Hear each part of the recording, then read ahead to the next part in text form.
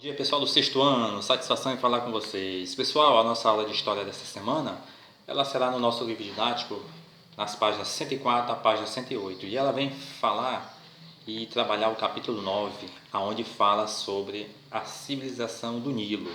Pessoal, por que a civilização do Nilo? Na realidade, a civilização do Nilo, ela é a civilização egípcia e a civilização núbia, né? Então, gente, o rio Nilo, gente, ele é localizado na África.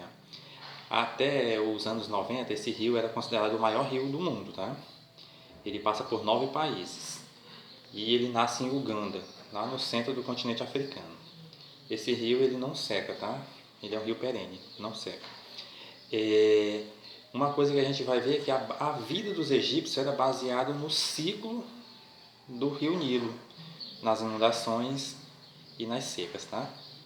Então, os egípcios também, gente, ele foi um povo muito inteligente no sentido da astronomia, né? Que eles perceberam que a estrela Sirius aparecia em um determinado período do ano. Gente, é uma estrela que lá no Egito você vê, quando essa estrela aparece, vai começar o período de chuva, tá bom? Então, a formação do Egito Antigo. Esse Egito Antigo, ele surgiu, né? Praticamente há algo em torno de 6.000 anos atrás, né, gente? E no início eram pequenas aldeias, pequenos grupos que habitavam esse local, né? Porém, gente, a necessidade de organizar a irrigação, né, gente? Era preciso armazenar água para os períodos de seca. Então, essa necessidade de construir grandes reservatórios e canais de irrigação deu início aos nomos. O que seria o nomos? Gente, o nomos era um conjunto de pessoas, né? Vamos dizer, um povoado grande que se formava e recebia o nome de nomos. Em vez de povoado, era chamado de nomos. Os nomos, né? Com o tempo, os nomos passaram a crescer e deu origem a dois reinos, né? O reino do Alto Egito, né? Que é no sul, e o do Baixo Egito, que é no norte, né? No sul é onde nasce o rio e no norte era onde o rio desaguava no mar Mediterrâneo. Outra coisa também que a gente vai entender, né, que um rei lá do Alto Império do Sul, chamado Menes, vai conquistar o norte e unir os dois impérios, formando o Império Egípcio. O Império Egípcio. E Menes é considerado o primeiro faraó, tá ótimo? E fundou essa realeza faraônica. Faraó, gente, é o nome do governante egípcio, tá? Era o rei, era tudo. Quem tinha mais poder no Egito era o faraó. É o título que ele recebia, tá?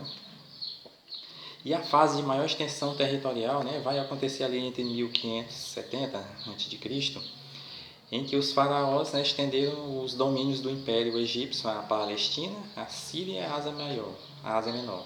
Pessoal, o império ficou enorme, 4 vezes, 5 vezes, 10 vezes maior do que o Egito atual, tá bom? O Egito prosperou, né, nesse período. E os territórios, né, que eles iam conquistando, eles eram governados pelo povo aristocratas, vamos dizer assim, o povo que tinha muita terra, pessoas ligadas ao faraó, né, que formavam as dinastias dessas províncias ou estados conquistados. O faraó e seus colaboradores. Pessoal, o faraó era considerado um deus, tá, encarnado. As vontades do faraó era a vontade de Deus, era inquestionável. Porém, gente, a autoridade do faraó, ele definia e criava os principais objetivos do governo, né? Que ele comandava o exército e controlava a administração de todo o estado. E o faraó era o responsável pelo poder religioso, tá bom? Já que ele era o representante de Deus na terra. Mas para auxiliar o faraó também existia o vizir, né? Que era o funcionário mais importante abaixo do faraó, era o vizir, né? Ele presidia o tribunal de justiça e chefiava a polícia e fiscalizava a cobrança de impostos. Os sacerdotes, né, que administravam os templos religiosos e realizavam outros serviços administrativos, né? E os escribas. Gente, o escriba é interessante, era a única pessoa, o único grupo que sabia ler e escrever no Egito, tá bom? Porém, gente, o império, quando ele cresce muito, ele tem muita riqueza, os outros menores vão querer invadir para tomar essa riqueza. E foi o que aconteceu. Um povo chamado Hyksos passou a atacar o Egito e dominou o Egito, né, gente, com o tempo. Porém, gente, nesse período se fortaleceu o poder do exército, né, e dos chefes militares, né. E esses chefes militares e pessoas do exército eram pessoas que eram ligadas ao faraó. E com o tempo ele passa a querer o poder do faraó. Porém, gente, os soldados eram geralmente as pessoas pobres e estrangeiros, né? Dominados pelos egípcios. E como era esse viver no Egito? Gente, se viver no Egito era muito sofrido, né? Que a gente falou dessas classes bastante ricas aí, vamos dizer assim, e esqueceu do povo. O povo é a galerinha que não estuda, tá bom, gente? Sempre é assim. O povo é a galerinha que nunca estudou, nunca se formou, se qualificou. Então, são os seus camponeses. É o pessoal pisado, que sofre. Sempre vai existir esse povo, não sei porquê. Esse povo pode estudar para largar de ser sofrido. Porém, nesse tempo aqui do Egito, não tinha possibilidade. Hoje em dia temos, tá?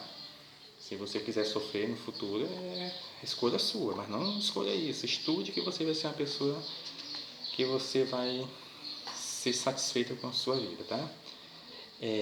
Os camponeses tinham uma vida muito difícil, eles trabalhavam na terra de todos os poderosos.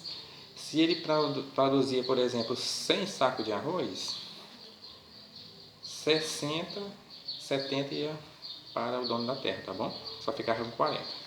Então assim era essa vida no Egito, né? E os ofícios na cidade. Gente, o Egito vai crescer e formar algumas cidades, né? Já que ele se torna um império, no império não vai ter só camponês.